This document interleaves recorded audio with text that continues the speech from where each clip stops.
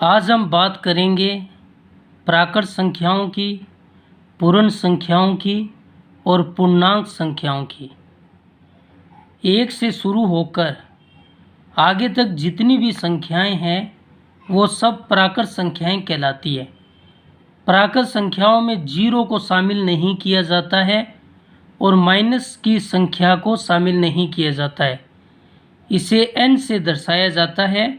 इस तरीके से लिखा जाता है, एक से शुरू होती है और अनंत तक जितनी भी संख्याएं हैं वो सभी प्राकृत संख्याएं होती है।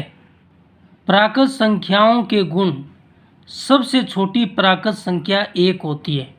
इसमें जीरो को शामिल नहीं करना है और माइनस वाली संख्याओं को शामिल नहीं करना है।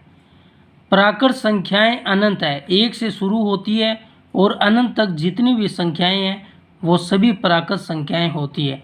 अतः सबसे बड़ी प्राकृत संख्या नहीं लिखी जा सकती, क्योंकि अनंत तक होती है, उसे हम नहीं लिख सकते। सबसे छोटी प्राकृत संख्या 1 होती है। अगर 1 में से 1 घटा दिया जाए तो 0 प्राप्त होता है, तो 0 प्राकृत संख्या नहीं है। उसके बाद बात करते हैं पूर्ण संख्याओं की। इसे W से दर्शाया जाता है। प्राकृत संख्याओं के अंदर अगर 0 को शामिल कर दिया जाए तो वह पूर्ण संख्याएं बन जाती है। 1 से लेकर अनंत तक जितनी संख्याएं थी वो सभी प्राकृत संख्याएं थी। इसमें हमने 0 को भी शामिल कर लिया तो ये सभी पूर्ण संख्याएं बन गई।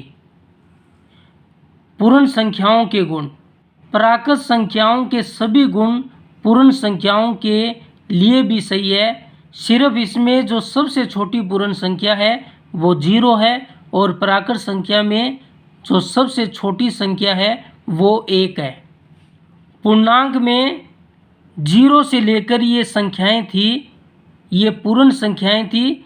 इस पूर्ण संख्याओं में हमने माइनस की भी संख्या को शामिल कर लिया, तो इसमें माइनस की भी संख्या शामिल हो जाती है, तो ये पूर्णांक बन जाती है। इधर जो माइनस की संख्याएं अनंत तक है और इधर ये भी संख्याएं अनंत तक है। अगर पूर्ण संख्याओं में माइनस की संख्या भी शामिल कर ली जाए तो वह पूर्णांक बन जाता है।